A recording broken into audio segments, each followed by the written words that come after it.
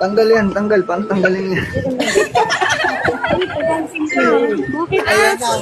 Nagbaydago na naman sila.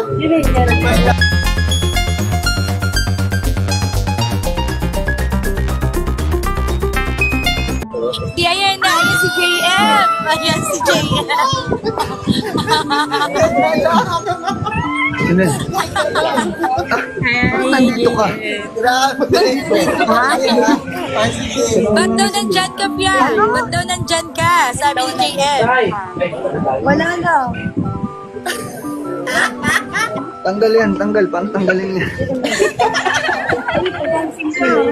Ayan na. Nagbaydago na naman sila. Nagbaydago na naman sila. May munggo at saka dapat ginanon mo. May munggo dito at saka bangus kay tita. Di ka pumunta. Kay bangus. Matutuklarin mo. Oo.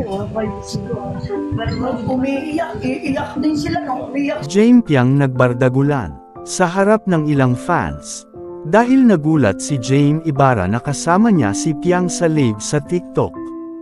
Nagbardagulan pa nga ang dalawa, Piang bilang soft girl na, dahil nandyan si Jane Ibarra, at hindi na nga masyadong maligalig dahil umiibig na ang babae.